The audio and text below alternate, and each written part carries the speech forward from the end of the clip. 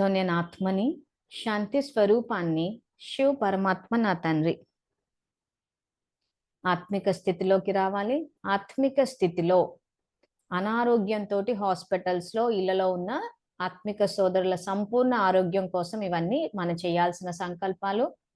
So ఎప్పుడైతే మనం సమర్థంగా ఆలోచిస్తూ పోతామో దాని మొట్టమొదటి ప్రభావం మన మీదే పడుతుంది, మన ఆరోగ్యమే బాగవుతుంది. ఇది చెకింగ్ పాయింట్. మనం కరెక్ట్ గా మనస్ఫూర్తిగా భావనతోటి చేస్తున్నామా లేదా అన్నదానికి చెకింగ్ పాయింట్ ఏంటి, మీకు ఆరోగ్యం అన్నది రావాలి. సో జ్ఞానంలోకి రావడము, ఆరోగ్యము పాడైపోవడము అంటూ ఉండదు యాక్చువల్గా. కానీ చాలా మందికి ఎందుకు పాడైంది అని అంటే డాక్టర్ని నమ్మకుండా కాంపౌండర్ల దగ్గర ట్రీట్మెంట్లు తీసుకున్నారు. సో ఎప్పుడైనా మనం హాస్పిటల్కి వెళ్ళినప్పుడు డాక్టర్ని కన్సల్ట్ చేసి డాక్టర్ దగ్గర ట్రీట్మెంట్ తీసుకుంటే నయం అవుతారు, కానీ కంపౌండర్లను నమ్ముకుంటూ అవుతుందా? ఇక్కడ అదే జరిగింది. ఇక్కడ శివబాబా వైద్యనాథుడు అన్నారు, ఆత్మిక సర్జన్ అన్నారు. సో ఆయన ఇచ్చిన అష్టశక్తులతోటి పరిశీలించుకుని ఏ వర్ధ సంకల్పం చేసామని చూసుకుని మారిస్తే ఆరోగ్యం వస్తుంది. మనం డాక్టర్ చెప్పింది మన్మనాభవ అన్న మహామంత్రాన్ని మనసు ద్వారా ఆయనని తలుచుకోకుండా తన్మనాభవ ధన్మనాభవ అని చెప్పి కాంపౌండర్లు చెప్పిన మందులు వేసుకుంటే ఆ తనువు ద్వారా ధనం ద్వారా చేసినప్పుడు ఏమైపోతుంది అంటే అధీన సంస్కారాలు రికార్డ్ అయి వ్యర్థ సంకల్పాలు వచ్చినప్పుడు ఆరోగ్యాలు పాడైపోతాయి. సో కాబట్టి ఇప్పుడు కరెక్ట్ గా తెలుసుకుని ముందు మన ఆరోగ్యం బాగు చేసుకుని ఆ తర్వాత ఇంకా దేహం గురించి మాట్లాడడం మానేయాలి. ఫస్ట్ ఆఫ్ ఆల్ అష్టశక్తుల్లోని ఇముడ్చుకునే శక్తి అన్నది దేహానికే వాడాలి. ప్రతి శక్తి ముందు మన మీదే ప్రయోగం చేయాలి. సో దేహం కోసం వాడాల్సిన శక్తి ఏంటంటే ఇముడ్చుకునే శక్తి అని చెప్పాడు బాబా. ఈరోజు మనకు అనారోగ్యం ఉందని చెప్పి అవతల వాళ్ళకి చెప్తే ఖచ్చితంగా వినగానే ఎవ్వరు ఏమి సంతోషంతో ఉప్పొంగిపోయి మనసు ఏమి ఎగిరి గంతేరు. ఎవరికైనా వింటే బాధనే అనిపిస్తుంది. సో ఆ రకంగా దుఃఖం యొక్క అలని వ్యాపింపచేయొద్దు అంటాడు. సో ఇంకా అది మాట్లాడడం మానుకుని విధి ఏంటో తెలుసుకుని మనము ప్రయోగం చేసుకుని ఆరోగ్యంగా బాబాని ప్రత్యక్షం చెయ్యాలి. ఈ రోజు మనం ఆరోగ్యంగా ఉంటే బాబా ప్రత్యక్షం అవుతారు. అనారోగ్యంగా ఉంటే ఏమవుతారు, వీళ్ళు బాబా బాబా అంటారు, ఎప్పుడు చూసినా ఏదో ఒకటి వస్తుంటది, అసలు వీళ్ళకే రోగాలు ఎక్కువ అంటారు. అంటే ఏంటి, బాబాని వ్యతిరేక దిశలో ప్రత్యక్షం చేశాం. సో కాబట్టి కొంచెము ఆలోచనల మీద ధ్యాస పెట్టుకుని చేసి ఆరోగ్యాన్ని బాగు చేసుకుని ఆరోగ్యం యొక్క ప్రత్యక్ష ఫలాన్ని మనము ఆస్వాదించాలి, బాబాని కూడా ప్రత్యక్షం చేయాలి. సో కాబట్టి నేను ఆత్మని, శాంతి స్వరూపాన్ని, శివ పరమాత్మ నా తండ్రి. నేను ఈశ్వరీయ సేవ కోసమై ఈ భూమిపై అవతరించిన అవ్యక్త ఫరిష్తాను. సో ఈ సంకల్పం చేసినప్పుడు ఏమవుతుంది, దేహము దేహానికి సంబంధించిన అన్నిటి వాటి నుంచి డిటాచ్ అవుతాం. సో మెజారిటీ వ్యర్థం అంతా ఇక్కడే పోతుంది. మనం కింద నుంచి పైకి వెళ్తున్నాము, బాబా నుంచి శక్తి తీసుకుంటున్నాము అంటే దాని అర్థం ఏంటి, సాకార లోకం నుంచి డిటాచ్ అవ్వలేదు, ఇంకా తీసుకునే పరిస్థితుల్లోనే ఉన్నాం. ఇంకా రోజు వెళ్ళడము, తీసుకొని రావడము, తీసుకొని ఇస్తున్నాము అంటున్నారు. మరి ఇస్తే మళ్ళీ మీకు తిరిగి రావాలి కదా, మరి ఎందుకు రావట్లేదు అంటే అక్కడ అర్థం చేసేస్తున్నాం కాబట్టి రోజంతా. సో కాబట్టి ఇప్పుడు బాబా చెప్పిన విధిలో పైనుంచి కిందకి దిగాలి. అప్పుడు ఏమవుతుంది, డిటాచ్ అయి ఉంటాం సాకార లోకం నుంచి. ప్లస్ ఇల్లు సేవాస్థానము, నా కుటుంబ సభ్యులంతా నా సేవా సంబంధికులతో సేవ చేస్తుంటూ పోతే ఏమవుతుంది, మన ఆరోగ్యం బాగవుతుంది. మనమే రోగుల మాదిరి ఇంకా అవ్వట్లేదు, చెయ్యట్లేదు, వినట్లేదు, పెట్టట్లేదు అని మనమే ఇంకా తీసుకునే పొజిషన్లో ఉంటే ఆరోగ్యం అన్నది రాదు. ఇస్తూ ఉంటే ఆరోగ్యం వస్తుంది. సో కాబట్టి కంపల్సరీగా ఈ సంకల్పం చేయాలి, నేను ఈశ్వరీయ సేవ కోసమై ఈ భూమిపై అవతరించిన అవ్యక్త ఫరిష్తాను. తర్వాత ఇంట్లో గనక ఉంటే ఇంట్లో ఉండి చేస్తాము. ఒకవేళ హాస్పిటల్స్ కానీ మనకు తెలిసిన వ్యక్తులు కానీ ఉన్న చోట అంతవాహ శరీరం అంటే ఫరిష్తా స్థితిలో వెళ్ళి అక్కడ సంకల్పాలు చేస్తే ఇంకా ఫాస్ట్గా అవుతుంది. సో నేను ఆత్మను, శాంతి స్వరూపాన్ని, నాలోని శాంతి యొక్క దివ్య కిరణాలు ఈ హాస్పిటల్ ఇల్లంతా వ్యాపిస్తున్నాయి. సో ప్రస్తుతానికి హాస్పిటల్కి చేద్దాము. చేస్తే మీకు తెలిసిన ఏ హాస్పిటల్ అయినా విజువలైజ్ చేయండి, లేదు చూడలేదంటే శివబాబాని కూడా విజువలైజ్ చేయొచ్చు. ఏది చేసినా కానీ కిరణాలు అయితే వెళ్తాయి, తరంగాలు. నేను ఆత్మను, శాంతి స్వరూపాన్ని, నాలోని శాంతి యొక్క దివ్య కిరణాలు ఈ హాస్పిటల్ అంతా వ్యాపిస్తున్నాయి.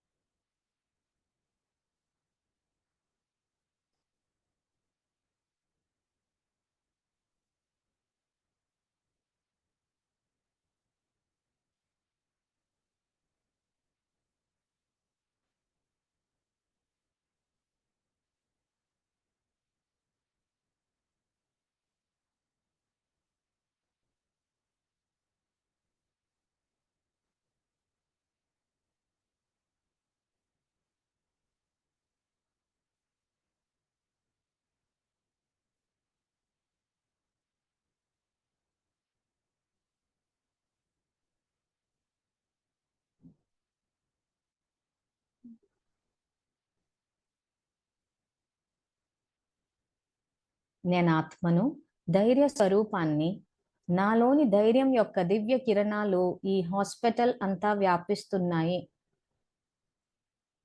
ఎందుకంటే ముఖ్యంగా అనారోగ్యం పాలైనప్పుడు అందరూ ధైర్యాన్ని కోల్పోతారు. బాగవుతుందో బాగవదో, ఉంటామో పోతామో అని ఇలాంటి చాలా ఆలోచనలు వస్తూ ఉంటాయి. సో ఆ ధైర్యాన్ని కోల్పోయిన చోట ఇంకా రోగం ఎక్కువైపోతుంది. సో కాబట్టి మనం ధైర్యం యొక్క కిరణాలు వ్యాపించినప్పుడు మన రిసీవర్ నుంచి వెళ్ళినప్పుడు అన్ని రిసీవర్లు క్యాచ్ చేస్తాయి. నేను ఆత్మను, ధైర్య స్వరూపాన్ని, నాలోని ధైర్యం యొక్క దివ్య కిరణాలు ఈ హాస్పిటల్ అంతా వ్యాపిస్తున్నాయి.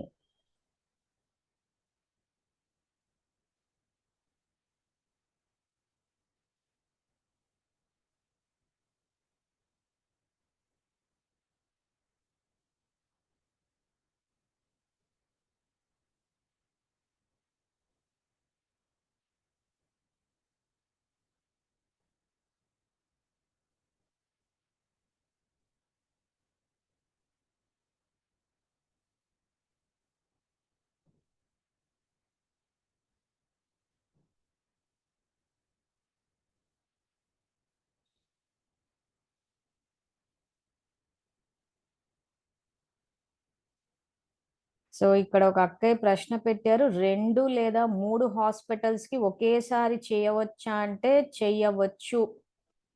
2 లేదా 3 హాస్పిటల్స్ కాదు కదా, విశ్వంలో ఉన్న అనారోగ్యంతో ఉన్న ఆత్మలందరికీ కూడా చేయొచ్చు.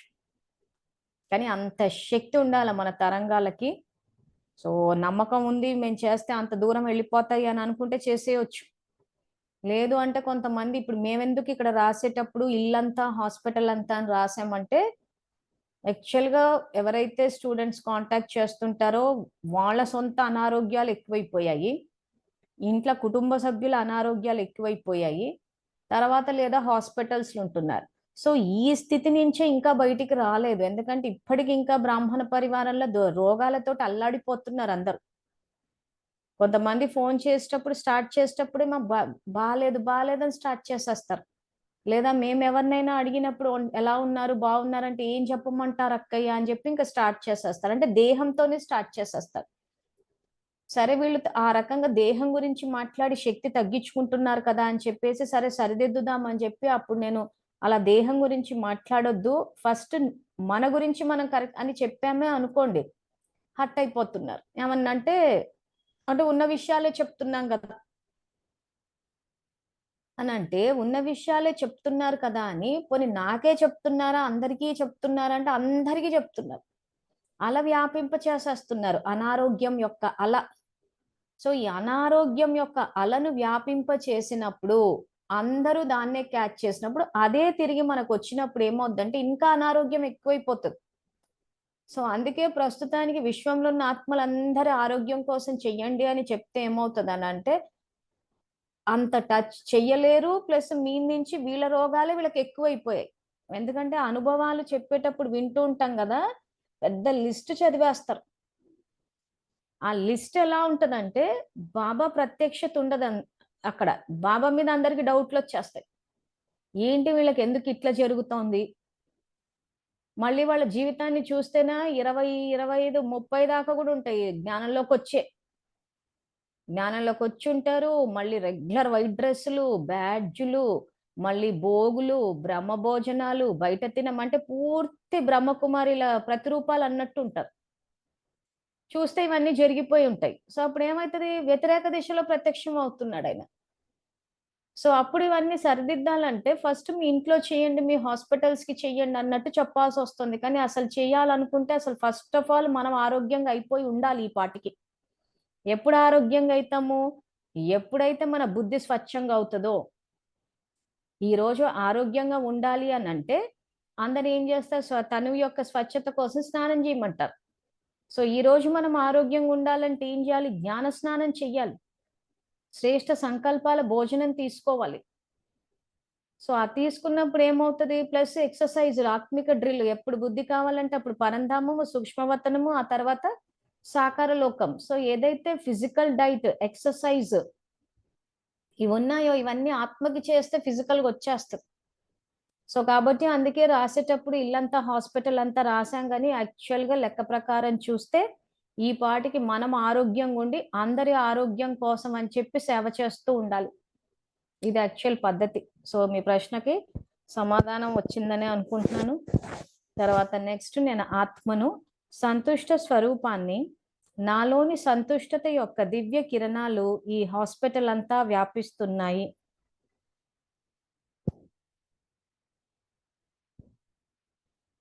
నేను ఆత్మను, సంతుష్ట స్వరూపాన్ని, నాలోని సంతుష్టత యొక్క దివ్య కిరణాలు ఈ హాస్పిటల్ అంతా వ్యాపిస్తున్నాయి. సపోజ్ ఇప్పుడు ఈ సంకల్పాలే తీసుకుంటే ఈ శాంతి కానీ, ధైర్యం కానీ, సంతుష్టత కానీ, ఈ సంకల్పాలు అటు ఇంటికి రాసాము, హాస్పిటల్కి కూడా రాసాము. మరి అక్కడ కూడా రాసిన తర్వాత ఇక్కడ కూడా ఎందుకు రాసాము అనంటే, అసలు ఆత్మిక స్థితి అన్నది అన్ని సమస్యలకు పరిష్కారం అన్న విషయాన్ని స్టూడెంట్స్ క్యాచ్ చేయలేకపోయారు. క్యాచ్ చేయలేక ఏమైపోయిందంటే, అనారోగ్యంతో ఉంటే అక్క ఏం సంకల్పాలు చెయ్యాలి, డబ్బు సమస్యలు వస్తే అక్క ఏం సంకల్పాలు చెయ్యాలి, సపోజ్ ల్యాండ్ డిస్ప్యూట్స్, ఇల్లు అమ్మాలా కొనాలా, కబ్జా జరిగినాయి, అలాంటివి ఏమైనా జరిగితే అక్క ఏం సంకల్పాలు చెయ్యాలి. సో ఇలా ప్రతిదానికి ఏమనుకుంటున్నారంటే సపరేట్ సంకల్పాలు ఉంటాయేమో, మాకు మేము ఉద్యోగం చేస్తుంటే మేము ఏం చేయాలి, వ్యాపారం చేస్తుంటే ఏం చేయాలి అని సపరేట్గా అడుగుతున్నారు. కానీ యాక్చువల్గా ఈ రోజు నేను ఆత్మాన స్థితిలో ఉంటే అసలు దేని ప్రభావం పడదు.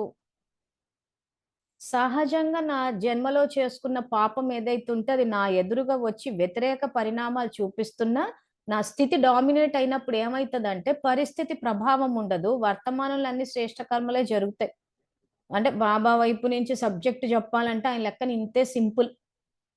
చెయ్యలేకపోతున్నారు కాబట్టి ఇట్లా ఇస్తున్నాం, ఇచ్చి ఏం చెప్తున్నాం, ఎవరైనా మాకు ఒంట్లో బాగాలేదంటే అమ్మాయి సంకల్పాలు చూసుకోండి అంటున్నాం.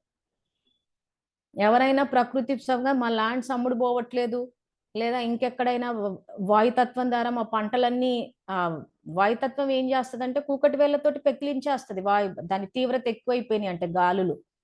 సో అప్పుడు ఏం చేయాలి, తర్వాత వర్షాలు వచ్చి మొత్తం వరదలు వచ్చి కొట్టుకుపోతుంది, ఏం చేయాలి, వర్షాలు పడకపోతే ఏం చేయాలని ప్రతిదానికి ఒక్కోదానికి అడుగుతుంటే ప్రకృతికి రాసేసాం అనమాట. సో అలా రాస్తూ పోయాం, కానీ నిజంగా శివబాబా సైడ్ నుంచి సబ్జెక్ట్ అర్థం చేసుకుంటే అయితే ఆత్మిక స్థితి అంతే. సో నేను ఆత్మను, సంతుష్ట స్వరూపాన్ని, నాలోని సంతుష్టత యొక్క దివ్య కిరణాలు ఈ హాస్పిటల్ అంతా వ్యాపిస్తున్నాయి. వర్తమానంలో ఆత్మిక స్థితిలో ఉంటే అనారోగ్యం యొక్క ప్రభావం కూడా మన మీద పడదు. తర్వాత వర్తమానంలో శ్రేష్ట కర్మలే చేస్తాం కాబట్టి మళ్ళీ కొత్తగా ఆరోగ్యం పాడైపోయే సందర్భాలు ఏం రావు.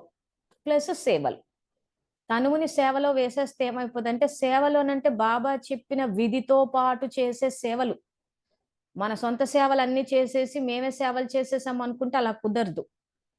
బాబా చెప్పిన పద్ధతి ప్రకారం చెయ్యాలి. అందుకే నిన్న కూడా చెప్పాను, ద్వాదశ జ్యోతిర్లింగాలు పెట్టేసి మేము సేవలు చేసేసాం అంటే బాబా లెక్కన కుదరదు అది. ఎందుకంటే తమో భక్తి రికార్డ్ అవుతుంది. సో ఆయన లెక్కన సత్యుగానికి రావాలంటే చదువుకుంటూ వస్తారు, తమో భక్తి రికార్డ్ చేస్తే అక్కడ పదవులు రావు, ఇక్కడ పూజారులు అవుతారు. సో ఈ కార్మిక్ ఫిలాసఫీ మనకి ఇప్పుడు అవగాహన వచ్చేసింది కాబట్టి మేము వెళ్ళిపోయి అక్కడ అంతా పొద్దంతా ఊడ్చేసాము, తుడిచేసాము, 7 డే కోర్సులు ఇచ్చేసాము, లింగాలు పెట్టేసాము, నానా హంగామా చేసేసాము అంటే మాత్రం శివబాబా వైపు నుంచి కుదరదు. సో ఈ అవగాహన మనకు ఉండాలి, ఏం సేవలు చేస్తున్నాము, సతో సేవల లేదా వ్యక్తి ఆరాధనతో కూడుకున్న సేవల, ఏం సేవలు చేస్తున్నాం. సో నేను చేసే సేవలకి బాబా ప్రత్యక్షం అవుతున్నారా, లేకపోతే వ్యక్తులు ప్రత్యక్షం అవుతున్నారా. సో బాబా ప్రత్యక్షం అయితే సత్యుగము, వ్యక్తులు ప్రత్యక్షం అయితే కలియుగం. సో చెక్ చేసుకోండి, దీన్ని బట్టి మీరు ఎక్కడ వస్తారు, ఏం చేస్తారో తెలిసిపోతారు. కాబట్టి సేవలు చేసేటప్పుడు బాబా విధి ప్రకారం చెయ్యాలి. ఒకవేళ ఎవరైనా ఏమైనా అన్నారే అనుకుందాం, మీరు సేవలకు పోకపోతే ఎందుకు వెళ్ళట్లేదు అన్న అవగాహన మనలో ఉండాలి. మీకు స్పష్టత కోసం ఉదాహరణ ఇస్తాను. ఇప్పుడు మేము గచ్చిబౌలిలో ఉండేటప్పుడు, అప్పటికి ఇంకా సర్వీస్లో ఉన్నాను. సో ఆ గచ్చిబౌలిలో ఉన్నప్పుడు శాంతి సరోవర్ దగ్గరే ఉండేది మా ఇల్లు. అంటే శాంతి సరోవర్కి మా ఇంటికి 2 కిలోమీటర్లే దూరం. సో అప్పుడు ఏమైందో, సంవత్సరము జానకిది అది బర్త్డే వచ్చింది. సో ఆ బర్త్డే వచ్చినప్పుడు ఆ బర్త్డే సెలబ్రేషన్ గచ్చిబౌలిలోనే పెట్టారు, శాంతి సరోవర్లో. సో జానకిదాది వస్తున్నారన్న విషయం మొత్తం అంతా హైదరాబాద్ కాదు కదా, నాకు ఉన్న ఫ్రెండ్స్ అటు తమిళనాడు, బెంగళూరు, అటు కాశీ, ఎక్కడెక్కడైతే ఉన్నారో మొత్తం ఇండియా మొత్తంలో అందరికీ తెలిసిపోయింది. అందరూ వస్తుందంట కదా జానకిదాది అని అడుగుతుండే. అప్పుడు అప్పుడు నాకు తెలిసింది వస్తున్నారని చెప్పి. సో ఇప్పుడు ఏమైపోయింది, జానకిదాది వస్తున్నారన్న విషయం మొత్తం హైదరాబాద్ అంతా ఇదైపోయింది. ఎందుకంటే పెద్ద పెద్ద హోర్డింగ్స్ పెట్టేశారు. మా ఇంటికి వచ్చే న్యూస్ పేపర్ లో కూడా ఒక ఇది వచ్చేసింది, ఒక ఫ్లైయర్ ఏమంటారు దాన్ని, పాంప్లెట్ లాగా వచ్చేసింది. ఏంటంటే జానకిదాది వస్తున్నారని చెప్పి. సో న్యూస్ పేపర్స్ లో కూడా వచ్చేసింది ఒక పాంప్లెట్, పెద్ద పెద్ద హోర్డింగ్స్ వేసేసారు, వాట్సాప్ అన్ని చోట్ల వచ్చేసింది. సో ఎంత ధ్వని ఇది కావాలో అంతా వచ్చింది. సో నేను వెళ్ళలేదు. వెళ్ళకపోతే ఒక అన్నయ్య ఫోన్ చేశారు, అక్కయ్య రమ్మని చెప్పి. అంటే లేదన్నయ్య ఇట్లా చదువుకుంటున్నాను నేను అని అంటే, ఆ చదువుదేముంది తర్వాత చదువుకోవచ్చు, జానకిదాది వచ్చారు కదా, రావాలి, వాళ్ళంతా పెద్దవాళ్ళు మహారథులు, వాళ్ళు వస్తున్నారంటే నేను అదే చెప్పాను, అన్నయ్య మరి జానకిదాది వస్తున్నారన్న ధ్వని వ్యాపించింది కానీ శివబాబా వచ్చాడన్న ధ్వని వ్యాపించలేదు కదా. మరి శివబాబా ప్రత్యక్షత లేని సేవలు, అవి సేవలు ఎట్లా అవుతాయి? ఇప్పుడు వాళ్ళు వచ్చారు, వచ్చి ఏదో వాళ్ళకి తెలిసిన సందేశం ఇచ్చారు, ఆ తర్వాత పట్టు వస్త్రాలన్నీ కప్పుకున్నారు, కిరీటాలు పెట్టుకున్నారు, తిలకాలు పెట్టుకున్నారు, పూలదండలు, చందనపు దండలు వేసేసుకున్నారు, వచ్చిన వాళ్ళంతా దాన్ని తిలకించారు, తర్వాత భోజనాలు, ఇది అయిపోయింది. ఈ మొత్తం ఎపిసోడ్లా శివబాబా ఎక్కడున్నారు? అసలు ఏవేవైతే పెద్ద పెద్ద హోర్డింగ్స్ అవన్నీ వేశారో ఆయన అవతరించాడన్న సందేశం లేదు, ఆయన ముక్తి జీవన్ముక్తి ప్రసాదిస్తారన్న విషయం లేదు, ఆయన ప్రాచీన రాజయోగాన్ని నేర్పిస్తున్నారన్న విషయమే లేదు. ఇవేవే విషయాలు లేవు. జానకిదాది వస్తున్నారు, మహారథి వస్తున్నారు, మహారథులు వచ్చినప్పుడు మనం వెళ్ళాలి అని అంటే ఏం చెయ్యాలి? వెళ్ళి టైం వేస్ట్ కాదా? ఆ సమయంలో ఇంకా చదువుకుంటే అట్లీస్ట్ 4 జ్ఞానరత్నాలన్న బుద్ధిలో కూర్చుంటాయి కదా. సో ఈ రకమైన సేవలు చేసేసి హంగామా, గుర్రాలు, ఆఖరికి ఎట్లా అంటే వస్తుంటే గుర్రాలు కూడా పెట్టేశారు. అంటే ఎంతెంత శ్రమ పెట్టారో చూడండి. ఆ శంషాబాద్ ఎయిర్పోర్ట్ నుంచే స్టార్ట్ చేశారు. అక్కడ ఎక్కడి నుంచి అయితే అలౌ చేస్తారో అక్కడి నుంచి చేసి మళ్ళీ శాంతి సరోవర్కి వచ్చే దాంట్లో పెద్ద ఇంకా హంగామా అనమాట. సో వీళ్ళలో ఫాలోవర్స్ అంతా పార్టిసిపేట్ చేశారు, బ్రహ్మకుమారిల ఫాలోవర్స్, దాది దీది ఫాలోవర్స్ అంతా. ఓవరాల్ రిజల్ట్ ఏంటి అని అంటే ఏమీ లేదు, ఎక్కడ బాబా ప్రత్యక్షతనే లేదు. ఎక్కడ ఆయన ఫోటో తెలుసు కదా, వీళ్ళు బాబాని ఎక్కడ కనిపించినట్టు ఎక్కడో అసలు మౌంట్ అబులనే బ్రహ్మబాబా నెత్తి మీద చిన్న బల్బు పెట్టేశారు. ఇంకా మౌంట్ అబులనే చిన్న బల్బు అయ్యాడంటే ఇంకా బయట పెద్ద ఫోటోలు వేస్తారని నీకు అసలు ఆస్కారమే లేదు. సో ఆ రకంగా సేవలు చేసేసి మేము సేవలు చేసేసాము అని అంటే భ్రమలో బతికినట్టే. ఎందుకంటే బాబా ప్రత్యక్షత లేదు కాబట్టి. జానకిదాది ప్రత్యక్షత జరిగింది. సో ఫాలోవర్స్ అంతా సమయాన్ని దేనికి ఉపయోగించారు? వ్యక్తి కోసం ఉపయోగించారు, వ్యక్తిని ప్రత్యక్షం చేయడానికి ఉపయోగించారు, బాబాని ప్రత్యక్షం చేయడానికి కాదు. సో ఈ యుగంలో ముక్తి జీవన్ముక్తిని ఇచ్చేది పరమాత్మనే. జ్ఞానాన్ని జ్ఞానసాగరుడైన పరమాత్మని ఇవ్వగలరు. మనమంతా ఎవరము అని అంటే వానరసేన, ఊరికైనా వెనకాల నుండి యాక్షన్ అంతే. ఆయన వచ్చాడని చెప్పి సందేశం ఇవ్వడమే, తర్వాత చేసేదంతా ఆయనే చేస్తున్నాడు అసలు. సో కాబట్టి బాబా ముందు మనం వెనక, అంతేగాని అసలు ఆయనను పూర్తిగా అసలు సీన్ల నుంచే తీసేసి వచ్చేసి బర్త్డే జరిపేసుకుని ఆ దేవతలు అవుతారని చెప్పేసి ఆ వైట్ శారీస్ మీద పట్టు వస్త్రాలు కప్పేసుకుని ఆ వయసుకి ఆ కిరీటాలు ఆ బొట్లు పెట్టేసుకుని ఫోటోలు వీడియోలు, ఇంకా అసలు దాన్ని ఎట్లా డిస్క్రైబ్ చేస్తారో కూడా తెలియదు.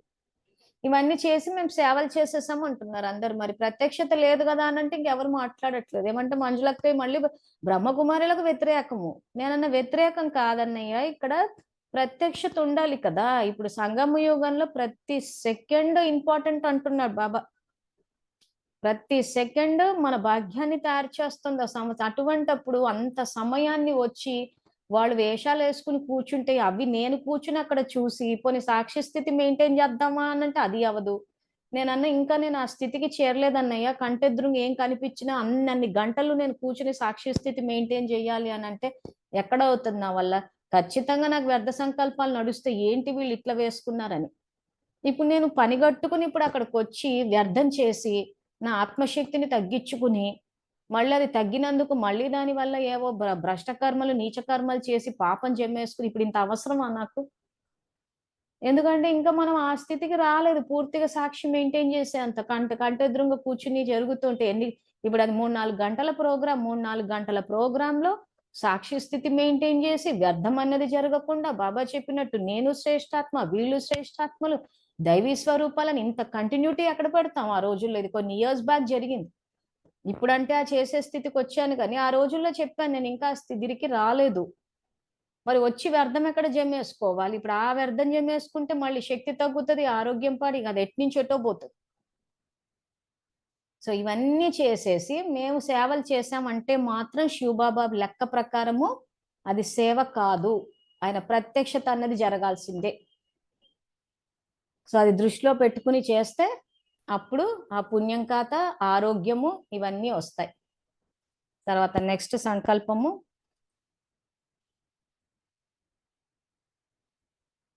తర్వాత ఆత్మిక సోదరులు దేహ సంబంధీకులు ధైర్యాన్ని, శాంతిని అనుభవం చేస్తున్నారు.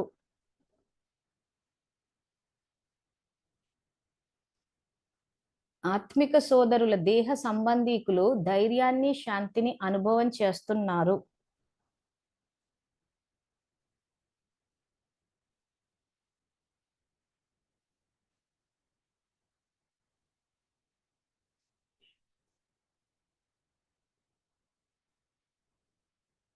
ఆత్మిక సోదరుల దేహ సంబంధీకులు ధైర్యాన్ని, శాంతిని అనుభవం చేస్తున్నారు.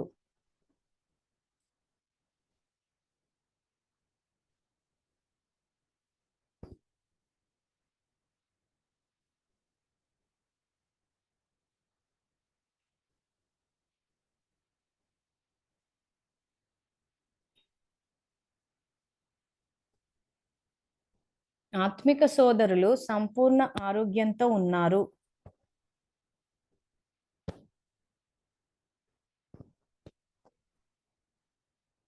ఆత్మిక సోదరులు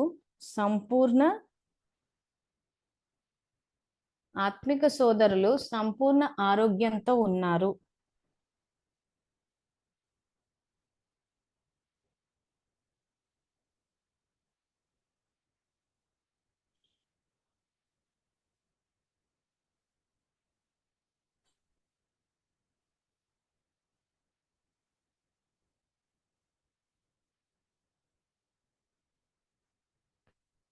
ఆత్మిక సోదరులు శివ పరమాత్మను తండ్రిగా, ఆత్మిక సర్జన్గా అంగీకరించారు. శివ పరమాత్మతో సర్వ సంబంధాలు జోడించారు.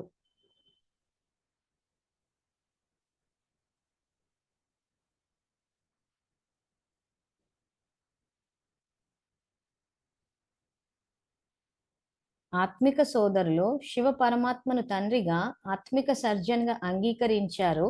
శివ పరమాత్మతో సర్వ సంబంధాలు జోడించారు.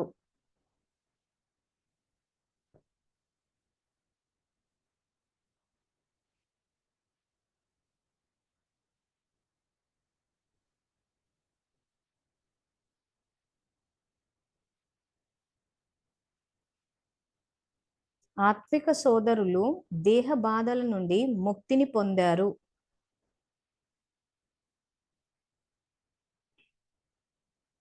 ఆత్మిక సోదరులు దేహ బాధల నుండి ముక్తిని పొందారు.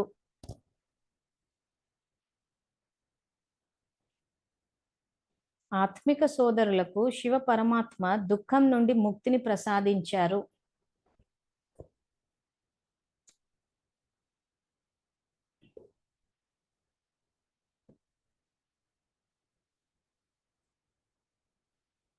ఈ సంకల్పాలు చేస్తే పనిచేస్తాయా అంటే, మన శుభకామనలు చేస్తే అవి సిద్ధించే అవకాశం ఉంది. ఆ పవర్ మీకు ఉంది అంటున్నాడు రాజయోగులకు బాబా, ఎందుకంటే ఆయన శక్తి కలుస్తుంది కాబట్టి. సో ప్రతి విషయాల్లో ఈ లాజిక్ ని మనము అర్థం చేసుకోవాలి. మనం చేస్తే జరిగిపోతుందా అంటే జరిగిపోతుంది. ఎందుకంటే దృష్టి ద్వారా సృష్టి అంటున్నాడు, సంకల్ప సిద్ధి అంటున్నాడు. మీరు సంకల్పాలు చేస్తే జరుగుతుంది అంటున్నాడు. సో ఆరోగ్యం విషయంలోనే కాదు, ప్రకృతి విషయంలో కూడా మనం చేస్తే జరుగుతుంది. ప్రకృతిని సతో చేసామంటే అన్ని సెట్ అయిపోతాయి. ఇప్పుడు ఉదాహరణకి ఆంధ్రప్రదేశ్ లో పోలవరం డ్యామ్ మీద ఎప్పుడు చూసినా వివాదాలు నడుస్తూనే ఏంటి, ఇంకా పోలవరం అవ్వట్లేదు, ఈ డ్యామ్ కట్టట్లేదు, డ్యామ్ కట్టినా కూలిపోయింది, అది ఇది అని చెప్పి. సో డ్యాములు ఎందుకు కడుతున్నారు? ఆ నీళ్ళన్నీ సముద్రంలో కలిసిపోతాయి కాబట్టి ఆ నీళ్ళన్నీ సముద్రంలో కలిసిపోతాయి కాబట్టి డ్యామ్ అన్నది కడిగినప్పుడు ఆ నీళ్ళు అక్కడ ఆగితే దానివల్ల అన్ని పంటలకు పంపిస్తే రైతులకు పంటలు పండుతాయని.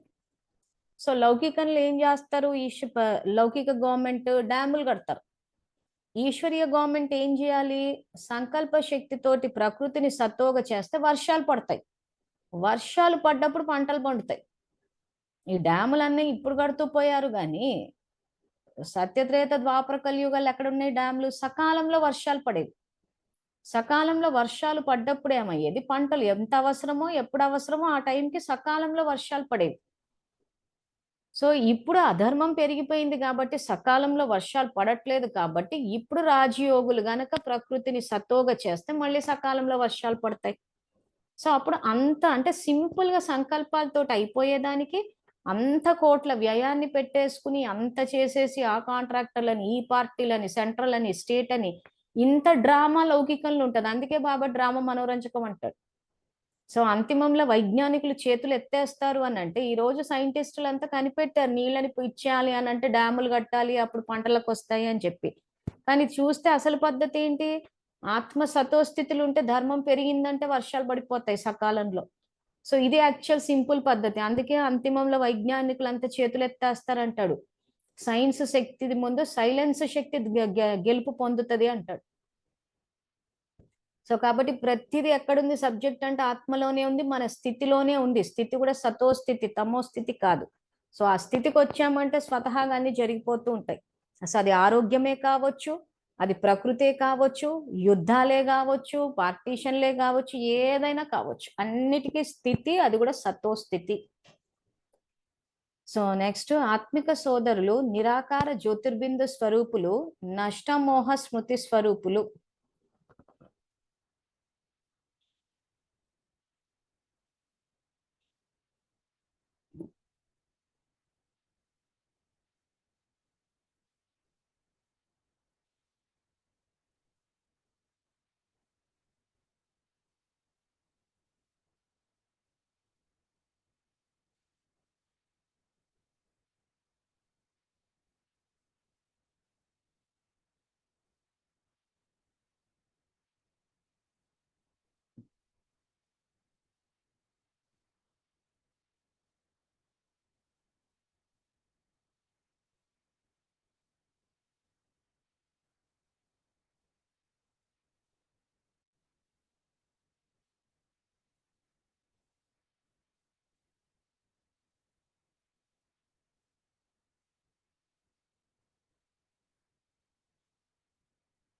ఆత్మిక సోదరులు నిరాకార జ్యోతిర్బిందు స్వరూపులు, నష్టమోహ స్మృతి స్వరూపులు.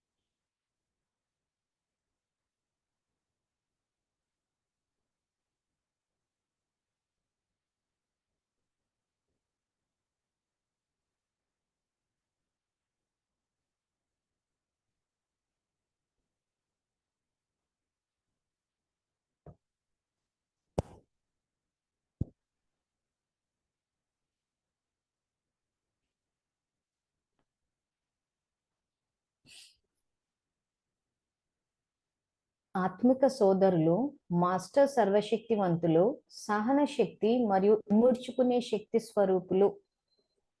అష్టశక్తుల్లో ఈ రెండు శక్తులు ఎందుకు రాసామంటే శివబాబా చెప్పారు దేహానికి సహన శక్తి ఇముడ్చుకునే శక్తి వాడమని చెప్పి. అంటే ఇందాక ఎక్స్ప్లెయిన్ చేశాను కదా, మనకు ఒంట్లో బాగాలేకపోతే మన దేహం యొక్క సమాచారాన్ని విస్తారంలోకి వెళ్లకుండా ఇముడ్చుకోవాలి. ఎందుకంటే దుఃఖపు అల వ్యాపిస్తుంది. సో అందరికీ అల వ్యాపిస్తూ ఉంటే తిరిగి మనకొచ్చి బాగా ఈ ఆరోగ్యం కూడా ఇంకా చెడుతుంది. అందుకే చాలా మందికి ఆరోగ్యం బాగుండదు. వాళ్ళని గమనించి చూడండి, ఎప్పుడు అదే చెప్పుకుంటుంటారు, నాకు బాగాలేదు, మా ఆయనకు బాగాలేదు, పిల్లలకు బాగాలేదు, వాళ్ళకి బాగాలేదు, ఇంత హాస్పిటల్కి వెళ్ళాం, ఇంత ఖర్చు ఏమని ఇంకా అసలు అంతులేని కథల్లాగా ఉంటాయి. అలా చెప్పకూడదంటే కూడా వినరు. ఎందుకు వాళ్ళకి అలా చెప్పుకోవడంలోనే మాకేదో ఆనందం ఉంది అనుకుంటారు. ఏ ఆనందం ఉంది? అతీంద్రియ ఆనందం కాదు, రాక్షసానందం అది. సో ఆ రకంగా ఏం చేస్తారంటే ఇంకా ఆరోగ్యాన్ని కుళ్ళబొడి చేసుకుంటారు. అసలు ఆరోగ్యాన్ని ఎంజాయ్ చేయాల్సిన యుగం ఇది. ఆరోగ్యం అన్నది, ఆరోగ్యం అన్న ఫలాన్ని ఆస్వాదించాల్సిన ఈ యుగంలో రోగాలు రోగాలు రోగాలు అని చెప్పి అల్లాడిపోతూ ఉంటారు. సో అందుకే ఇక్కడ బాబా ఏం చెప్పాడంటే ఇముడ్చుకునే శక్తిని వాడాలి, సహన శక్తిని వాడాలి అంటాడు. సహన శక్తి అంటే ఏంటి? మన పట్ల మనకు శుభభావన, శుభభావన శుభకామన అంటాడు. అంటే పిక్చర్లో చూపించేటప్పుడు బాబు రాయి కొడితే చెట్టు ఫలాన్ని ఇచ్చేటట్టు చూపే. ఈ రోజు దేహము నెగిటివ్ సంకేతాలు ఇస్తుంది బాధతోటి, అయినా గాని నేను ఆరోగ్యంగా ఉన్నాను అన్న ఆత్మ తన పట్ల తను శుభకామన చెయ్యాలి. సో ఇదే బాబా సహన శక్తి, ముడుచుకునే శక్తి అంటున్నారు. సో ఆ రకంగా నేను ఆరోగ్యంగా ఉన్నాను, నేను నిరోగి ఆత్మను అని నా పట్ల నేను శుభకామనలు చేసుకుంటే మీ శుభకామనలు ఫలిస్తాయి అంటాడు. సింపుల్ పద్ధతి. సో ఆ రకంగా చేసుకోకుండా ఆ అనారోగ్యం అన్నదాన్ని ఒక్కొక్కసారి ఏమైపోతుందంటే ఆరోగ్యం బాగున్నా కానీ మాకు ఒంట్లో బాగాలేదు అని అన్నప్పుడు చాలా విషయాల్లో తప్పించుకోవచ్చు.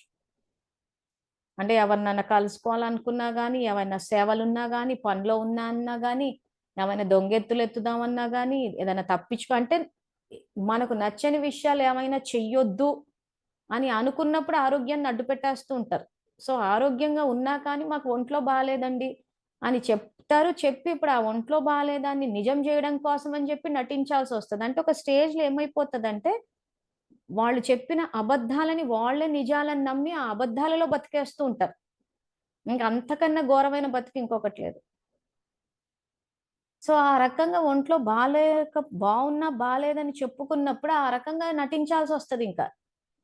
సో ఆ రకంగా నటిస్తూ పోయినప్పుడు ఇంక స్వధర్మంలో ఎక్కడుంటాం మనము? ఎంత అని నటిస్తాం. సో ఆత్మ ఏం చేస్తది? ఆ రకంగా పని తప్పించుకోనికి, సేవలు తప్పించుకోవడానికి, అన్ని తప్పించుకోవడానికి ఒంట్లో బాలేదని చెప్పి, అబద్ధం చెప్పి, ఆ అబద్ధంలో బతుకుతూ ఉంటారు. ఆ అబద్ధంలో బతికి బతికి ఒక స్టేజ్‌లో ఏమైపోతదంటే, అబద్ధాలని, నిజాలని వాళ్ళ అబద్ధాలని వాళ్ళే నమ్మేస్తారింక. నమ్మేసి నిజంగానే సిక్కయిపోతూ ఉంటారు. అంటే సమస్యని పుట్టిచ్చి, ఆ సమస్య యొక్క తీవ్రతని పెంచుకుంటారు. సో, అప్పుడు అందుకని ఏమంటున్నాడంటే బాబా, అలా కాకుండా ఇప్పుడు ఆరోగ్యాన్ని ఎక్స్‌పీరియన్స్ చేయండి. ఆ తర్వాత ఆరోగ్యం అన్నది వచ్చినప్పుడు, ఆ సేవల విషయానికొచ్చేసరికి ఎంత సేవా ఫలాన్ని ఆస్వాదిస్తే పళ్ళు తింటే ఆరోగ్యం వస్తదంటారు కదా! అట్లా సేవా ఫలాన్ని ఆస్వాదిస్తే ఖచ్చితంగా మనస, వాచ, కర్మన అన్ని స్థాయిలో ఆరోగ్యం ఏంటి అతీంద్రియ సుఖమే అనుభవంలోకొస్తదంటున్నారు. ఇంకా ఆరోగ్యం అన్నది చిన్న పదం. అతీంద్రియ సుఖం అనుభవంలోకొస్తది. అది ఎక్స్‌పీరియన్స్ చేసే యుగం. సో వీళ్ళేంటంటే ఆ బలహీనతల వల్ల ఏం చేస్తారంటే అతీంద్రియ సుఖాన్ని అనుభవం చేయలేక రోగమన్న ఒక బరువుని నెత్తినేసేసుకొని తిరుగుతూ ఉంటాడు. బాబా అంటారు కదా! మీరెప్పుడు చూసినా బరువులెత్తుకొని తిరుగుతారు, మురికి తట్టలెత్తుకొని తిరుగుతారు అంటే ఇంక ఇదే అన్నమాట.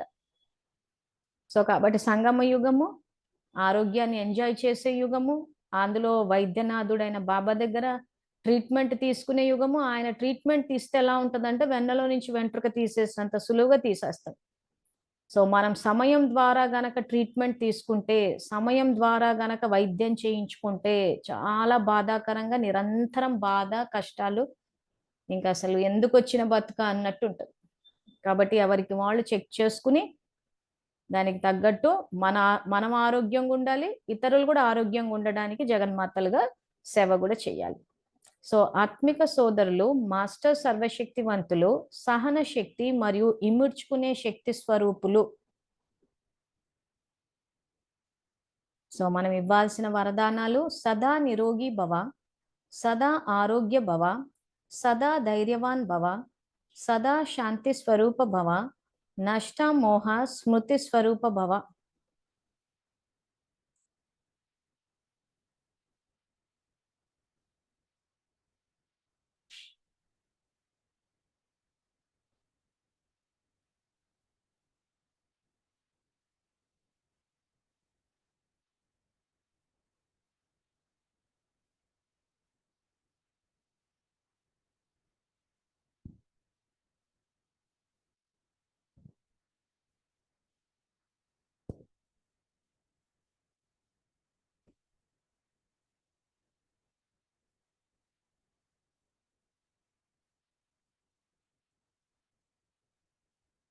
Hello friends, welcome to the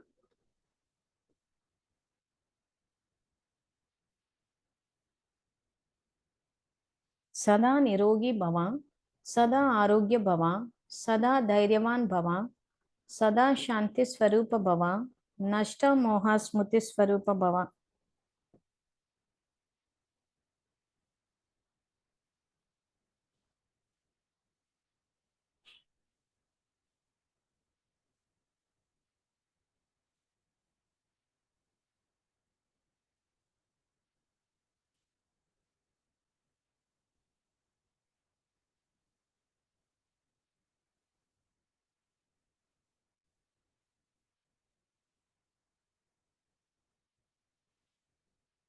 so ఆది సనాతన దేవి దేవత ధర్మస్థాపన కోసం చేద్దాం శ్రేష్ఠ సంకల్పాలు.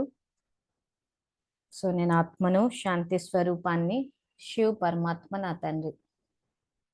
సో ఎందుకు ఈ సంకల్పాలు మళ్ళీ ఇలా మొదటి నుంచి చెప్పాల్సి వస్తుందంటే, ఎవరైనా మధ్యలో గనక ఏమైనా వేరే సంకల్పాలు చేయడం కానీ, లేదా స్థితి ఏమైనా ఇది అవడం అట్లా ఉన్నప్పుడు, కానీ యాక్చువల్గా కంటిన్యూస్ గా మనకు ఆ స్థితి ఉంది అంటే చేసేసుకుంటూ వెళ్ళిపోవచ్చు. సో ఆత్మిక స్థితిలో ఉన్నామా లేదా అన్న దాని చెకింగ్ పాయింట్ ఏంటంటే, ఈ శాంతి, ప్రేమ ఇవన్నీ అనుభవంలోకి వస్తుంది. మనకు మనసా సేవ చేయాలనిపిస్తుంది, మనకి ఇవ్వాలనిపిస్తుంది, యజ్ఞం కోసం సమయం కేటాయించాలనిపిస్తుంది, ప్రతిదీ సేవా భావన అన్నది వచ్చేస్తుంది. సో ఇవన్నీ చెకింగ్ పాయింట్స్ మనకి ఆత్మిక స్థితిలో ఉన్నాం అనడానికి. తర్వాత అన్ని ధర్మాల వారు శివ పరమాత్మను తండ్రిగా అంగీకరించి తండ్రితో సర్వ సంబంధాలు జోడించారు.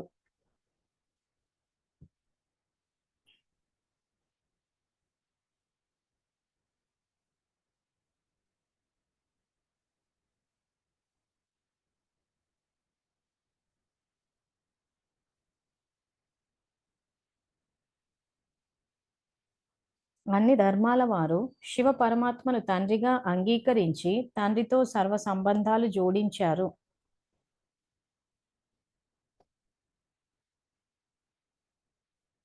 అన్ని ధర్మాల వారు ఆత్మిక సోదర భావంతో స్నేహంగా ఐకమత్యంతో ఉన్నారు.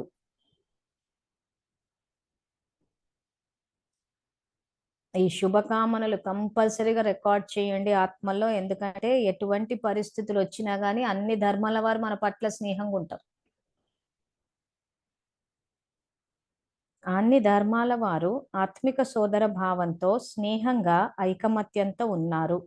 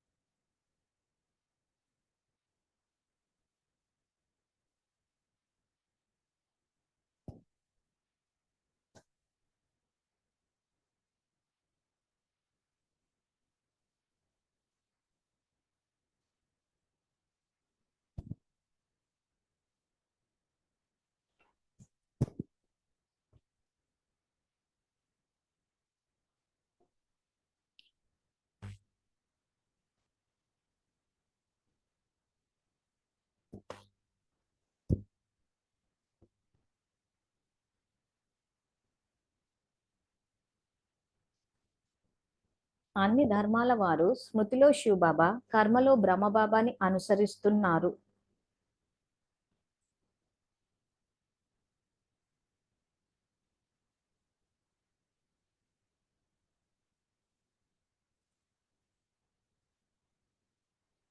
అన్ని ధర్మాల వారు స్మృతిలో శివబాబా, కర్మలో బ్రహ్మ బాబాని అనుసరిస్తున్నారు.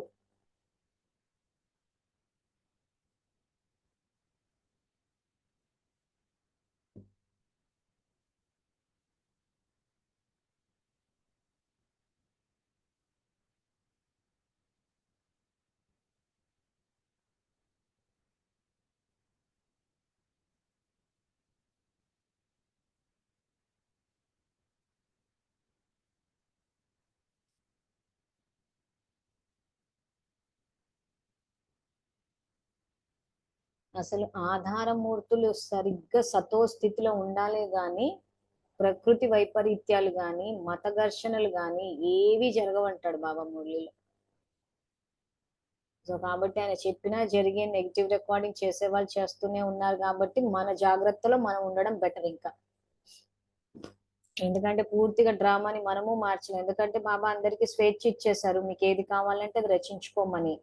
సో ఎవరికి నచ్చింది వాళ్ళు రచించుకుంటున్నారు, ఎవరు చేస్తే వాళ్ళే పొందుతారన్న ఆమ్, ఇది కూడా చట్టం కూడా ఆయన చెప్పేశారు. ఇంకా చెప్పేశారు కాబట్టి ఇంకా మనకి డ్రామా ఎలా రికార్డ్ అవుతుందో మళ్ళీ మనకు తెలిసిపోయింది. సో కాబట్టి మన జాగ్రత్తలో మనం ఉండి మనం శ్రేష్టంగా రచించుకుంటే చాలు ఇక్కడ. సో అన్ని ధర్మాల వారు స్మృతిలో శివబాబా, కర్మలో బ్రహ్మ బాబాని అనుసరిస్తున్నారు.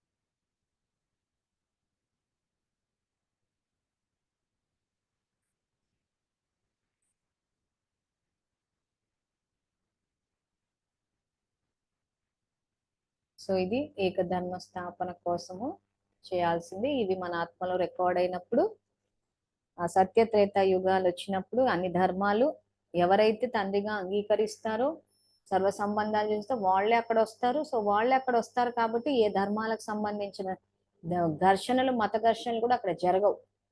ఆ తర్వాత ద్వాపరం స్టార్ట్ అవుతుంది. ద్వాపరం నుంచి ఎవరైతే స్వదర్శన చక్రానికి వ్యతిరేకంగా పురుషార్థం చేస్తారో అర్ధ చక్రాల్లోకి వెళ్ళిపోతారు. సో మనం సురక్షితంగా ఇటువైపు భారతదేశంలో జన్మ తీసుకుంటాం బ్రహ్మబాబాతో పాటు. సో అట్లా మన భాగ్యాన్ని రచించుకోవాలి. సో మళ్ళీ రాత్రి 8:30 కలుసుకుందాము. అంతవరకు థ్యాంక్ యూ. Om Shanti.